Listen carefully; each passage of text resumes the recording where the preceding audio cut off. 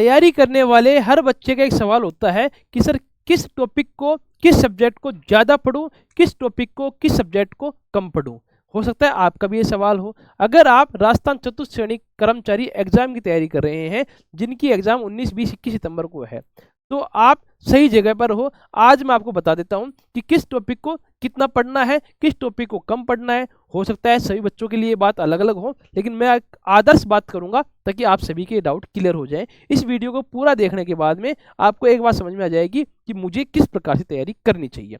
शुरू करते हैं बिना समय गंवाए। देखो बात यह है, इस वीडियो को देख के ये अंदाज मत लगा लेना कि सर ये वीडियो क्या मेरे लिए है, लेकिन जब आप देखोगे तो आपको ऐसा लगेगा कि हाँ सर आपने वास्तव में मेरे लिए ही वीडियो बनाई है। तो बड़े धैर्य से समझनी है और बिना पूरी वीडियो देखे किसी भी निर्णय पर नहीं पहुंचना है, नहीं तो तुम्हारा नुकसान हो सकता है। शुरू कर लेते हैं। आपको सिलेबस तो पता होगा, सिलेबस नहीं पता तो आप इस वीडियो को छोड़ दीजिए। हाँ देख लो एक बार, क्या पता इस बहाने कम से कम सिलेबस तो पता चल ही जाएगा कि जिस एग्जाम का फॉर्म मैंने भरा था उसका सिलेबस क्या था।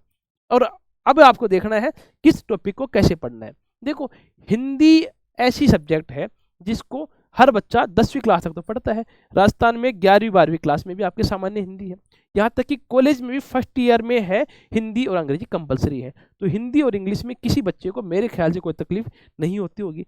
फिर भी हिंदी और इंग्लिश में आपको करना क्या है, ये जो टॉपिक है जैसे संज्ञा सर्वनाम, ये आपने 5वीं क्लास से पहले पढ़े होंगे। उसके बाद में व्याकरण में संज्ञा सर्वनाम का इतना रोल नहीं था।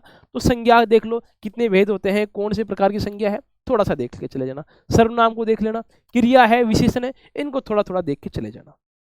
और इनके अंदर एक जो टॉपिक आपके सामने है अर्धशासकीय पत्र, कितने प्रकार के पत्र होते हैं, कौन से पत्र होते हैं, ये भी आप लोग एक बार देख के चले जाना। यानी जितने टॉपिक इसके अंदर है उनको आप जरूर देखना कि कौन सा टॉपिक ऐसा है जो मेरे से छूट गया है, ठीक है।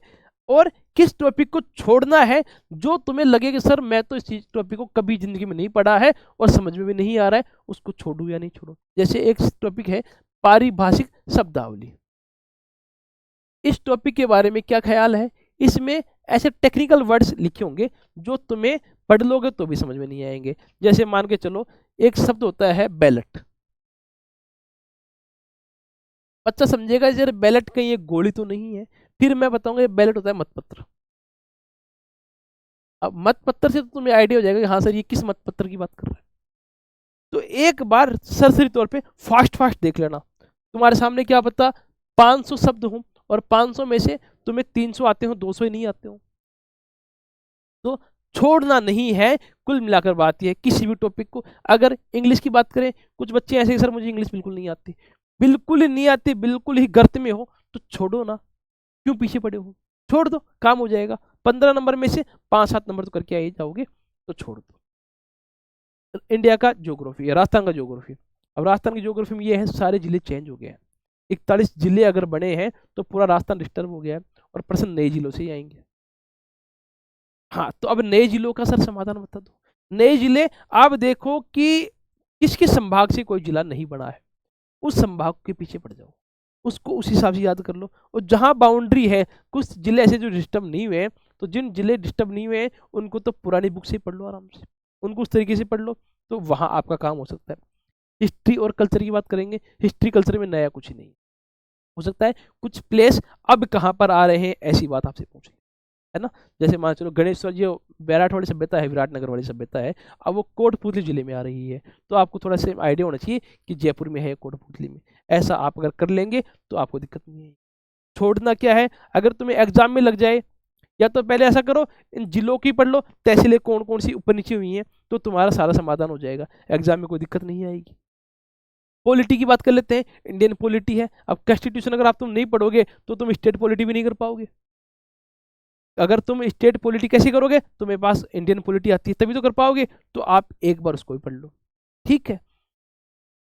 अब बात करते हैं सामान्य विज्ञान की। सामान्य विज्ञान में ज्यादा टॉपिक दिए ही नहीं इन्होंने।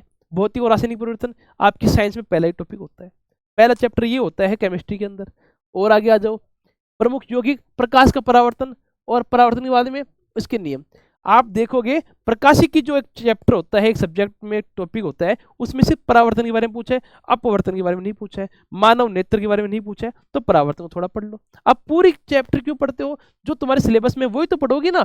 जैसे आनुवांशिकी से संबंधित सामान्य शब्दावली, तो सामान्य शब्दावली पढ़नी है, तो डिटेल में नहीं जाना है। मानव शरीर के अंदर संरचना देखनी है, अंग देखने, तंत्र देखने हैं, कौन कौन से अंग होते हैं, कौन से तंत्र में कौन से अंग होते हैं, ये 1 दिन का चैप्टर है, 1 घंटे का ही मानो इसको। मानव रोग को पढ़ लो, ज्यादा बड़ा थोड़ी है, इसके अंदर और कोई बात नहीं है। अपशिष्ट का प्रबंधन तुम्हें नहीं आता छोड़ दो, क्या पता प्रश्न नहीं पूछे, 5 में से क्वेश्चन आएंगे, 5 टॉपिक है, 8-10, कुछ रिस्क लेके देख लो, है ना। जो तुम्हें बिल्कुल नहीं आता उसको छोड़ दो, जो आता है उसको पढ़ लो।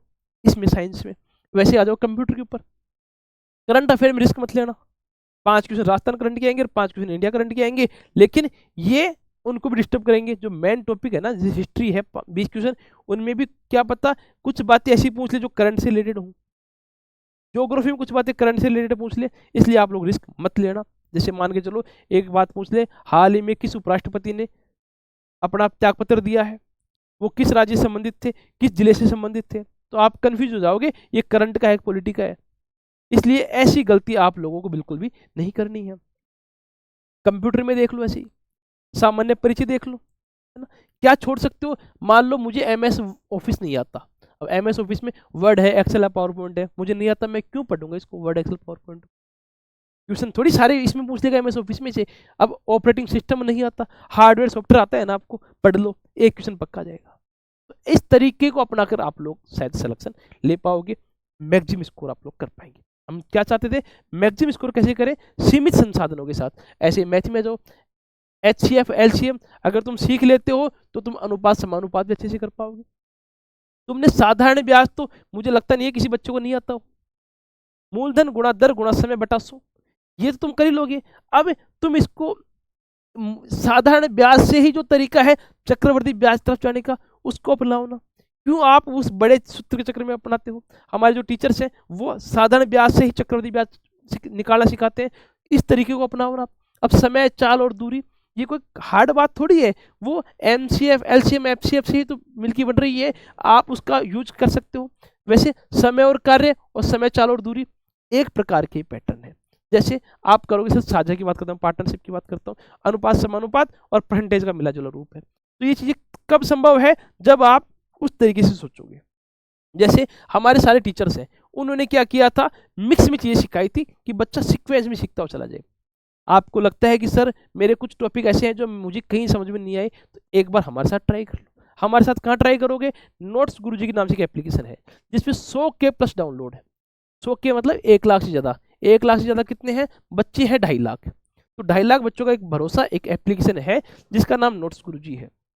और इसकी रेटिंग और रिव्यू देखोगे तो आपको समझ में आएगा कि वास्तव में बच्चे भरोसा क्यों करते हैं, ऐसा हम क्या प्रोवाइड करवाते हैं कि बच्चे हमारे ऊपर भरोसा करते हैं, उससे आपको आइडिया हो जाएगा। और फीस हम क्या लेते हैं, 1 रुपया पर डे, रोज 1 रुपये पे नहीं करना है, 3 महीने का कम से कम सब्सक्रिप्शन है जिसकी फीस है 75 रुपये, क्योंकि 3 महीने का कम से कम 90 दिन का होता है। 100 रुपये से कम कोई प्रोडक्ट है आजकल ऑनलाइन नहीं है, तो नोट्स गुरुजी एप्लीकेशन पे 75 रुपये मिल जाएगा, जिसमें 10 मॉडल पेपर और आपको मिल जाएंगे। प्रैक्टिस करोगे आपको और अंदाज हो जाएगा कि मैं कितने स्कोर कर पा रहा हूँ।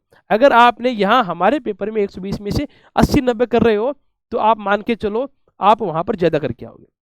ज्यादा क्यों करके आओगे, हमने हिस्ट्री में, कल्चर में, ज्योग्राफी में डीप लेवल के क्वेश्चन पूछे, और आप अगर वहां गलती कर रहे हो तो संभावना है कम से कम वहां तो नहीं करोगे, एग्जाम में तो नहीं करोगे। इसलिए अगर आप सेफ स्कोर करना चाहते हो तो ये पूरी वीडियो आप वापस देखो, 2 बार 3 बार देखो, आपको पूरा समझ में आएगा कि क्या मैं गलती कर रहा था, क्या नहीं करूंगा। अब बात ये है, एग्जाम से रिलेटेड आपके सवाल और भी होंगे, आप कमेंट करके देना, मैं हर कमेंट को पढ़ता हूं, उस कमेंट का रिप्लाई खुद करता हूं कि हाँ इस कमेंट का रिप्लाई ये है, और हो सके जरूरत पड़े तो उसकी वीडियो बना दूंगा, वीडियो बनाकर पूरा समझा दूंगा, क्योंकि ये वीडियो भी उसी का एक पार्ट है। आपकी समस्या को मैंने सुना है, समझा है और मैंने वीडियो बना दी। कोई और सवाल हो कमेंट करना, जवाब दूंगा। अगर आपको एप्लीकेशन लिंक चाहिए तो डिस्क्रिप्शन में लिंक दे रखी है, हमारे टेलीग्राम चैनल है, व्हाट्सएप ग्रुप है, इंस्टाग्राम पेज है, सभी लिंक आपको यहाँ मिल जाएगी। आप सिर्फ पढ़ने वाले बच्चे पर, कुछ और समस्या हो सकती है तो क्या पता उसकी वीडियो मैंने ऑलरेडी बना रखी हो, क्या पता कल कोई ऐसी वीडियो बना दूं जो आपके काम की हो, तो चैनल को सब्सक्राइब कर लेना, ये आप लोगों के लिए मैंने बना रखा है और आपकी इन्फॉर्मेशन वीडियो में डालता रहता हूँ। अब समय है आपसे विदा लेने का, आप सभी लोग तैयारी करते रहना। जय हिंद, जय श्री राम, धन्यवाद।